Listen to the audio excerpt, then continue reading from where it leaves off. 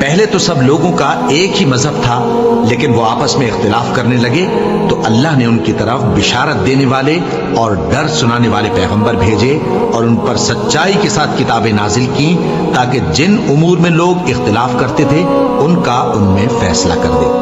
اور اس میں اختلاف بھی انہی لوگوں نے کیا جن کو کتاب دی گئی تھی، باوجود کہ ان کے پاس کھلے ہوئے احکام آ چکے تھے، اور یہ اختلاف انہوں نے صرف آپس کی ضد سے کیا۔ تو جس امر حق میں وہ اختلاف کرتے تھے اللہ نے اپنی مہربانی سے مومنوں کو اس کی راہ دکھا دی، اور اللہ جس کو چاہتا ہے سیدھا رستہ دکھا دیتا ہے۔ مومنوں، تمہیں کیا ہوا ہے کہ جب تم سے کہا جاتا ہے کہ اللہ کی راہ میں جہاد کے لیے نکلو تو تم زمین سے چپکے جاتے ہو، یعنی گھروں سے نکلنا نہیں چاہتے؟ کیا تم آخرت کی نعمتوں کو چھوڑ کر دنیا کی زندگی پر خوش ہو بیٹھے ہو؟ سو دنیا کی زندگی کے فائدے تو آخرت کے مقابل بہت ہی کم ہے۔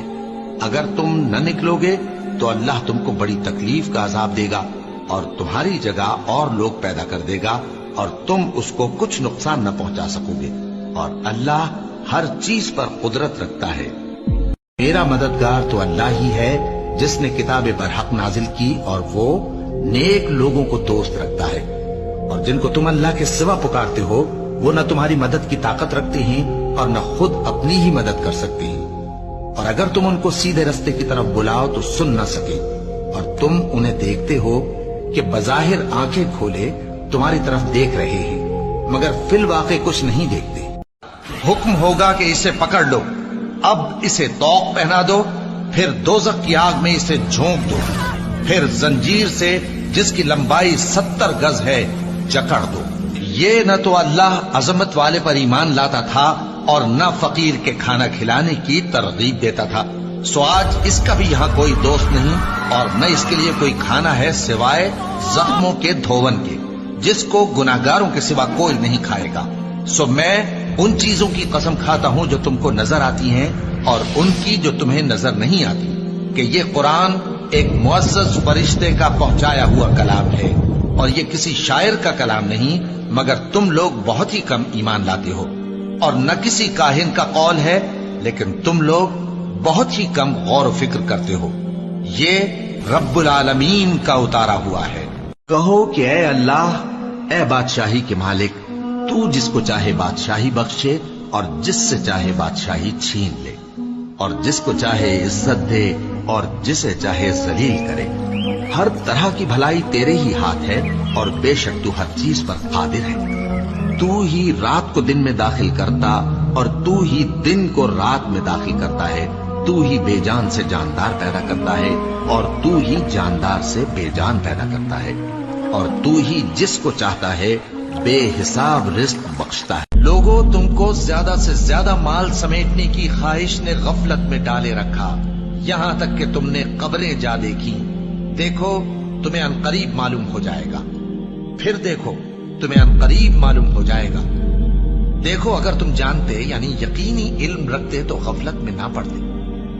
تم ضرور دوزخ کو دیکھو گے، پھر تم اس کو یقین کی آنکھ سے دیکھ لو گے، پھر اس روز تم سے شکر نعمت کے بارے میں ضرور پرسش ہوگی۔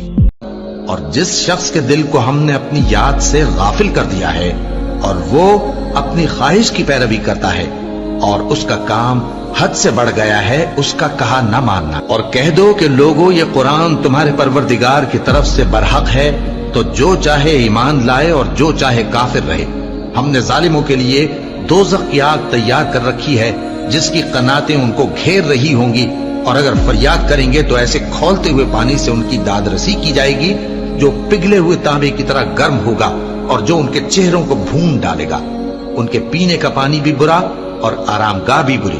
بے شک یہ کتاب نصیحت ہم ہی نے اتاری ہے اور یقیناً ہم اس کے نگہبان ہیں۔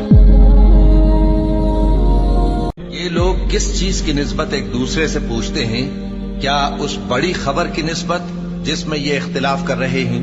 دیکھو یہ عنقریب جان لیں گے، پھر دیکھو یہ عنقریب جان لیں گے۔ کیا ہم نے زمین کو بچھونا نہیں بنایا اور پہاڑوں کو اس کی میخیں نہیں ٹھہرایا؟ اور ہم نے تم کو جوڑا جوڑا پیدا کیا اور نیند کو تمہارے لیے موجب آرام بنایا اور رات کو پردہ مقرر کیا اور دن کو معاش کا وقت قرار دیا، اور تمہارے اوپر 7 مضبوط آسمان بنائے اور آفتاب کا روشن چراغ بنایا اور نچڑتے بادلوں سے موسلا دھار میں برسایا تاکہ ہم اس سے اناج اور نباتات پیدا کریں اور گھنے گھنے باغ۔ اے میرے پروردگار، مجھ کو اور میرے ماں باپ کو اور جو ایمان لا کر میرے گھر میں آئے اس کو اور تمام ایمان والے مردوں اور ایمان والی عورتوں کو معاف فرما اور ظالم لوگوں کے لیے اور زیادہ تباہی بڑھا۔